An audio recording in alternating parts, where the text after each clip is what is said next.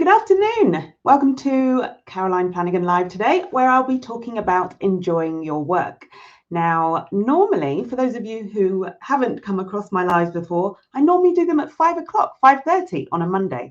But I'm just going to try out a different time slot, shake things up a bit, see how whether this time suits more of you than the evening time.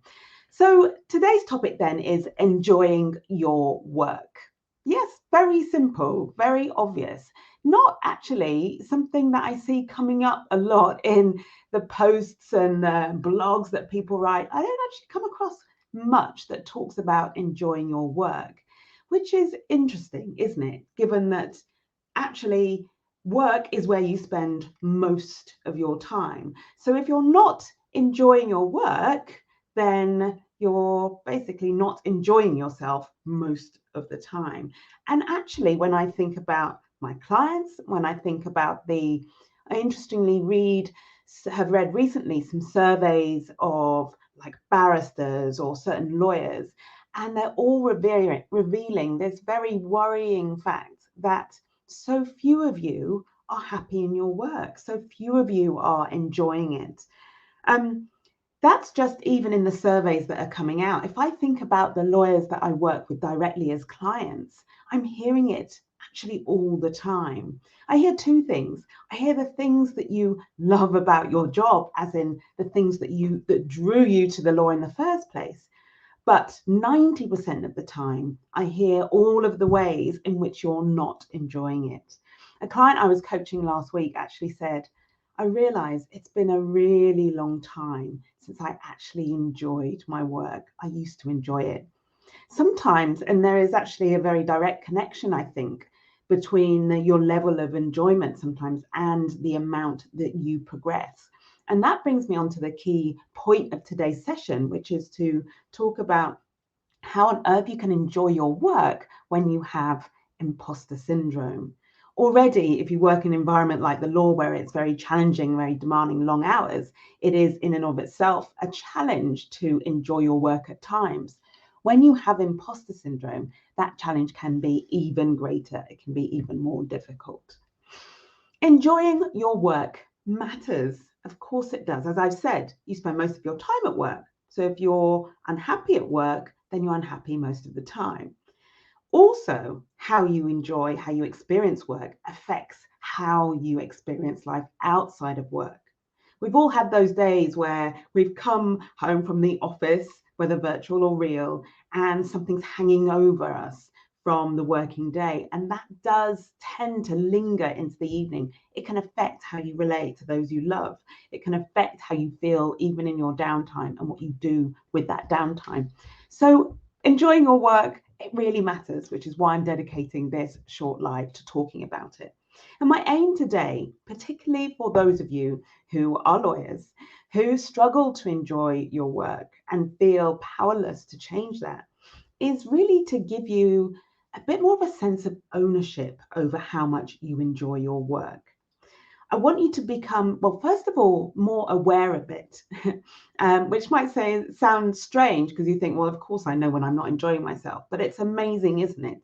How much we can keep going, keep plodding on, keep, whether it's putting out fires or just being in the thick of the work we're doing without paying much attention to how much we're enjoying it or not.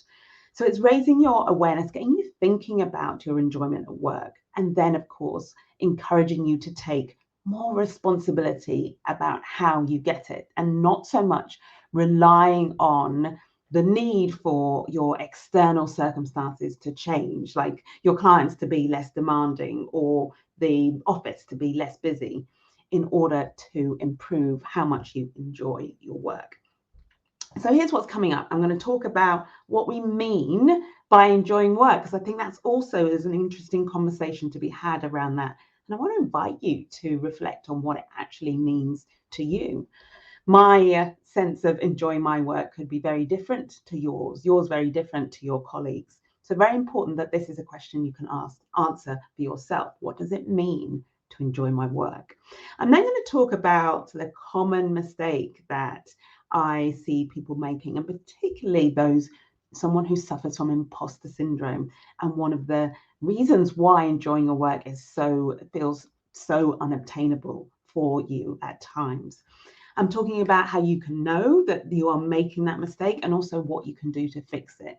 And most importantly, I'm going to give you a strategy to start changing the way you feel about work, having greater ownership over that, so that going forward, particularly as we think about 2022, you can have a much more positive feeling of being in control of how you experience work going forward. So before I get stuck in, for those of you who don't know me, my name's Caroline Flanagan. I am the coach for lawyers with imposter syndrome. I help you stop overthinking, stop overworking, and start getting more of the recognition that you deserve. So let's talk about enjoying your work then, and what we mean by that. How would you define it? For me, I know that it tends to be one of those things I can sense in my body if I'm, as you can, right? If you're feeling the emotion of enjoyment. And often we're more aware of that when something great has happened. Either we've closed a transaction or we've had some sort of recognition. Somebody said something very positive, and it gives us that kind of burst of joy, if you like, burst of enjoyment. So we can be really aware of enjoying ourselves in the moment in response to a particular event. But what about just an overall feeling of being happy at work? For me, I know I don't have that overwhelmed feeling. It doesn't happen every day, but I know that when I think about my work, it does fill me with joy. It is something that lifts me rather than weighs me down. And that's one of the first indicators I want to offer to you about whether or how to assess your enjoyment of work. When you think about your job, when you think about your career, does it lift you up, make you feel upbeat, positive, or does it create a sinking feeling in you, a feeling of dread? So I have definitely an uplifting feeling when I think about my work. And I can confidently say, I mean, I always say actually that I love my work. If anything, I love it a little bit too much and have to be really strict with myself about having boundaries over how much I'm working. I love it that much. But I want to be clear that enjoying your work isn't about every day being rainbows and daisies and amazing. It's not about every day being easy. It's not about it being without challenge, being without failures, being without difficult moments. My work life is full of those, and yours will be too. It's called being a human being and having a human brain in this world. We're going to experience the highs and lows in a particular day or in a particular week. That is normal. What we're talking about when we talk about enjoying work is your overall sense or feeling about your work as a whole.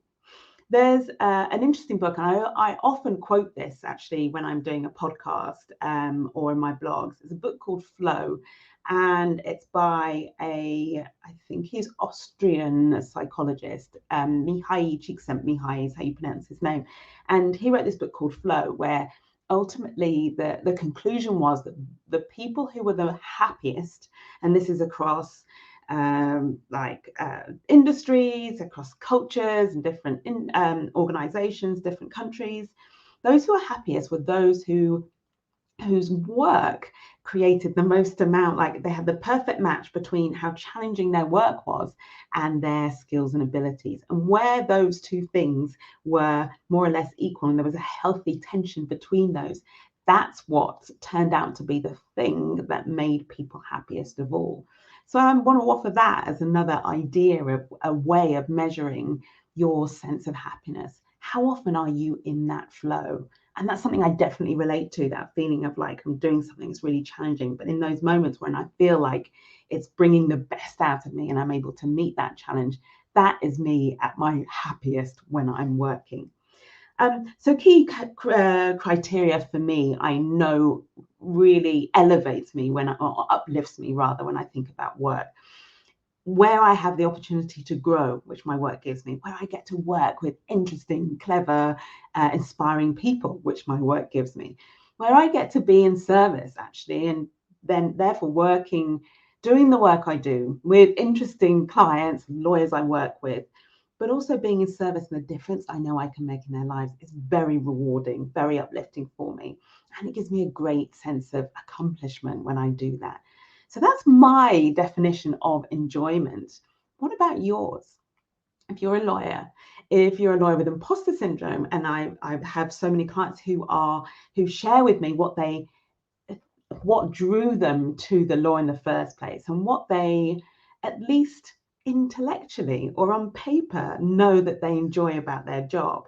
It's the people you work with who are intelligent, who are fun, that sense of camaraderie you often have in your team. It is the fact that you get to solve problems, the fact that you feel challenged. There's the opportunity to progress, of course. And the sense of achievement, of course, when you progress, but also when you rise to a challenge, the fact that you have that opportunity all the time. I know that those are like the key ingredients I hear so many of you describe when you talk about why you enjoy your work. But here's the problem. The problem is how little of your day that you actually spend enjoying those things about your job. So if you look at that over the course of a month or the course of a year, how much time do you actually consciously spend enjoying the people around you that you work with, enjoying the challenges that are coming your way, enjoying the fact that you've got the opportunity to progress? What I see in the lawyers that I work with is that most of the time, when you think about your opportunity to progress, you're beating yourself up about either not being good enough to progress, not being enough. It's the imposter syndrome coming out. Or you've progressed and there's the stress and the anxiety over, can I do the job? Am I good enough again? And this, of course, is the classic imposter syndrome. For those of you who need reminding, it's that feeling of being a fraud, that your success is down to luck, and that any minute now you're going to be exposed. That sums up as a classic signs of imposter syndrome.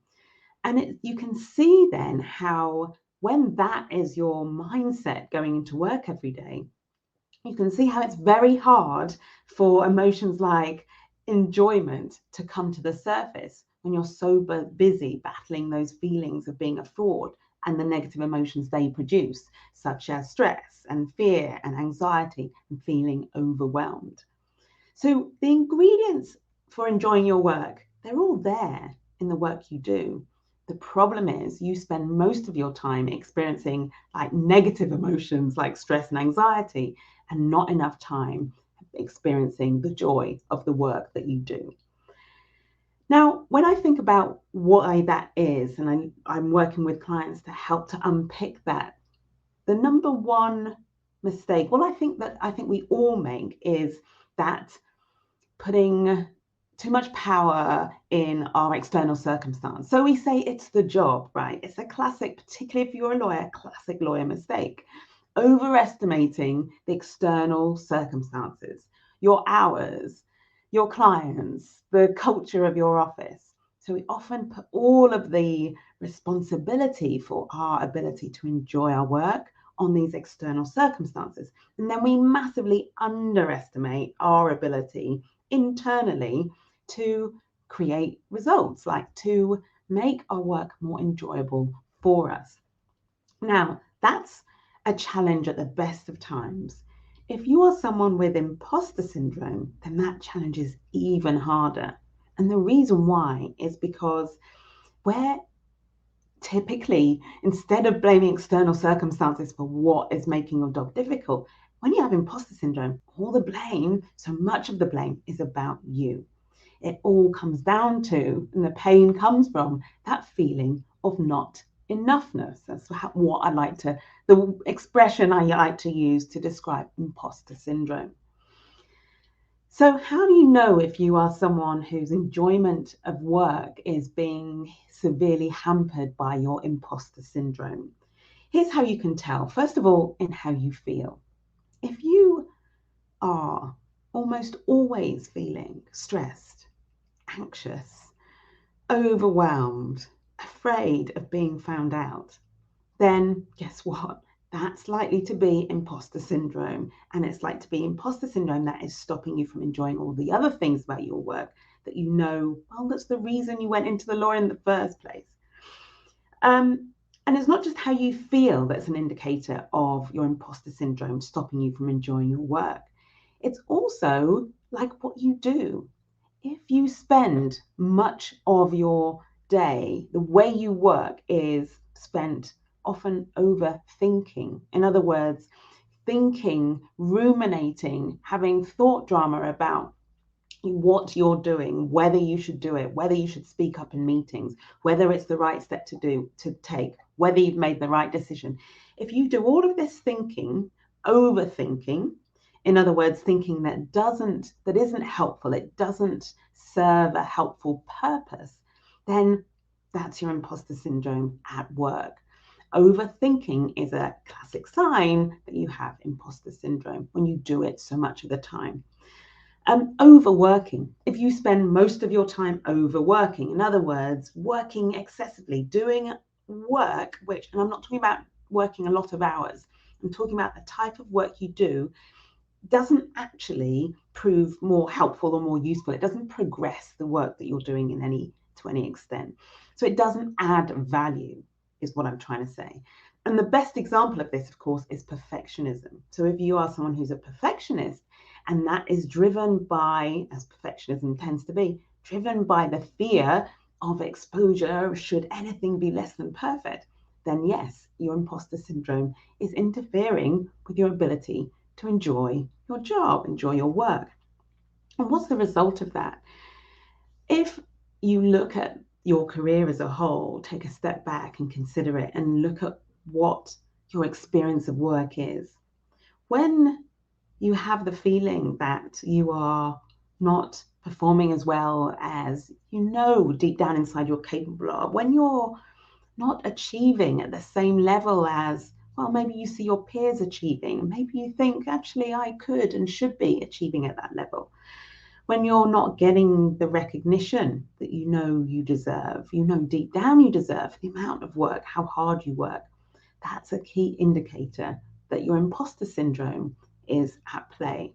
And it's, of course, interfering with how much you're enjoying your job. Well, why? Because it's not fun to be underachieving, to be under-recognized, and to be underperforming. And it's certainly not fun to be experiencing stress and fear and anxiety and overwhelm all the time. So what do we do? What's the solution then to when you have imposter syndrome? How can I help you to start to enjoy your job more? Because enjoying it is so important. The first thing is to acknowledge what you are allowing your imposter syndrome to be for you. Now, imposter syndrome, if you have been following my work, one of my core philosophies around imposter syndrome is that it is not a problem. So if the fact that you have these thoughts, you have this syndrome, which means that in certain situations you think, I'm a fraud, I don't deserve my success, any minute now I'm going to be exposed. That syndrome is not a problem. It's nothing that it's not anything you need to fix. It's nothing that's wrong with you. Actually, your imposter syndrome is you. It's part of who you are. And I'm talking as someone who has experienced imposter syndrome from like a very young age, from the age of 6. And I've learned, and I've like my relationship with myself and with my imposter syndrome has taught me that actually it's a core part of who I am. If I were to let that go, to conquer it, get rid of it, which is what so many solutions out there to imposter syndrome offer, that would be a core part of me that I would be letting go of, and a part of me that has the potential to be very strong and for me to use to my advantage. So your imposter syndrome, if you are someone who experiences it, is not a problem you need to fix. I like to say it's a puzzle you need to solve about who you are. But before I get to that, what that means is if the imposter syndrome you experience isn't the problem, then the only problem is how you are thinking about it, what you are making it mean. And what most of you, or many of you, are doing is you are making your imposter syndrome mean that you're not enough. You're making it a weakness. You're making it mean you're not enough and allowing yourself to show up from that place, show up to your work. Go, and by that I mean go into the office, do your work from a place of not being enough. And when you do that, of course, imposter syndrome is a weakness. Of course, it's something that is holding you back. Because if you're going into every piece of work, every meeting, every conversation from the space of I'm not enough, of course, that's going to put you at a disadvantage. And so, what I want to offer you is the only thing you have to change. It's not your imposter syndrome itself, it's just how you think about your imposter syndrome and what you do with it. So I want to say, instead of it being a weakness, you have equal opportunity. You have a total choice to make it your strength. And how you do that is you use it. It's actually as an opportunity to connect you with who you actually are, as opposed to who you think you're not. So the problem is you're showing up as who you're not. And the solution then, the answer for you, is to show up as who you are. In other words, be able to get yourself from a place of thinking, oh, I'm not enough, and I'm not X enough, I'm not Y enough, old enough, experienced enough, young enough, white enough, black enough, whatever that not enoughness is for you, and to be able to get yourself to a place where you can show up to your work as the highly capable, uniquely valuable person that you are, the person who is more than enough. Now, it all sounds simple, but how do you do that? It's actually in the moment when you're feeling your imposter syndrome, or when you're going to the office every day. It's not so easy to go from I'm feeling like I'm not enough to wow, I'm highly capable and uniquely valuable. That's why you need a strategy. That's why you need a tool that you can rely on, that you can use every single time your imposter syndrome is triggered. And for the purposes of this topic and talking about you having more fun, it's really important that you have the ability to step into how highly valuable and capable you are at the beginning of every day, even if your imposter syndrome hasn't been triggered. It has to be available to you at all times. So I created the imposter speech as that practical tool that will take you from the place where you start when your imposter syndrome is triggered to the place of not enoughness, of insufficiency. And the imposter speech is the process that gets you to the place where you realize, you remember, you recognize how valuable and how capable you are. And then you use that speech to show up from that place. And here's what happens when you do. When you show up from a place of I'm uniquely valuable, I'm highly capable, and when you've got your imposter speech, that it's not just a positive statement that you just kind of try and believe in the moment. It's something you actually prove to yourself. The process of the imposter speech reveals that value to you, and the practicing of using it proves it to you again and again. What happens then is emotions like fear and stress and anxiety and overwhelm, they get replaced by emotions like feeling in control, feeling calm, feeling a sense of trust, being able to trust yourself, feeling certain.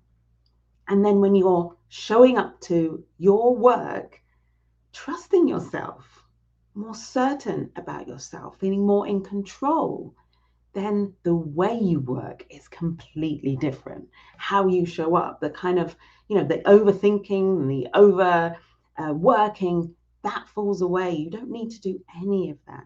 You can just be delivering at your highest level. In other words, being resourceful, putting your brain to work in the way at its most efficient level, and producing like the kind of results that really reflect your true potential.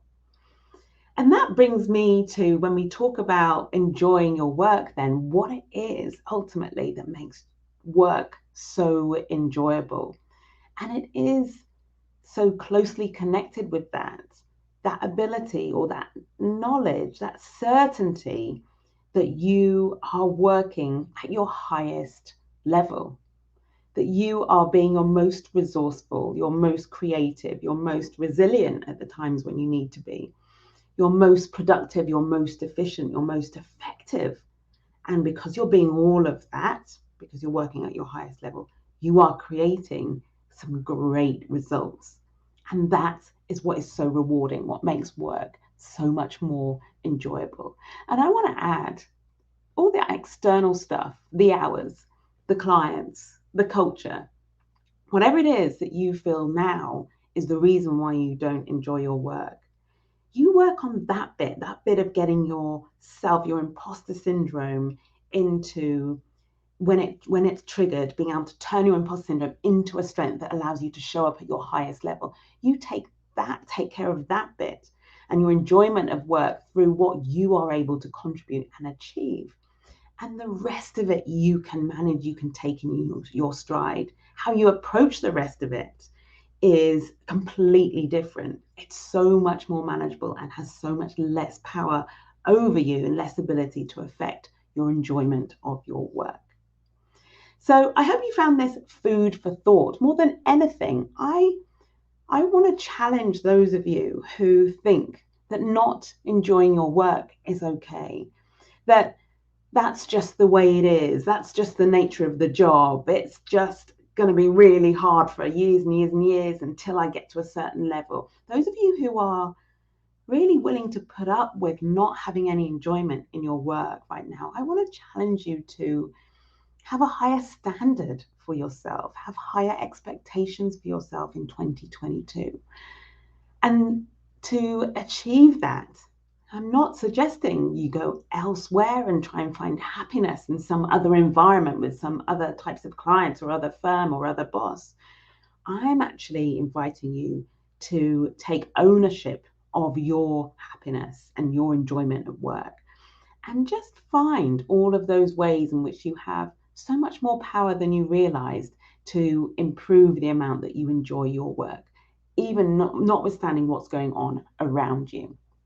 So this has been food for thought for you. I hope it has. Leave a comment. Let me know what you think. Did you agree? Did you fiercely disagree with anything that I've said? I'd love to engage with a conversation around this with you, especially if you are a lawyer, because I think it is one of those, I should say, industries in which the idea of enjoying is often considered, well, a nice to have, not one of the highest priority. And one of the things I want to do, really I'm here to do, is to change that expectation and have more of you enjoying your work more of the time.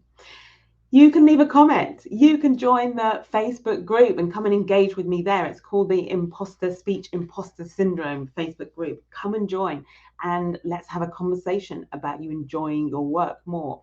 If you're familiar with my work and you want to have a conversation about how I can help you, if you're a lawyer with imposter syndrome, you can go to carolineflanagan.com/imposter speech and just book a free consultation with me. I'd love to have a chat with you. Either way, take this point away.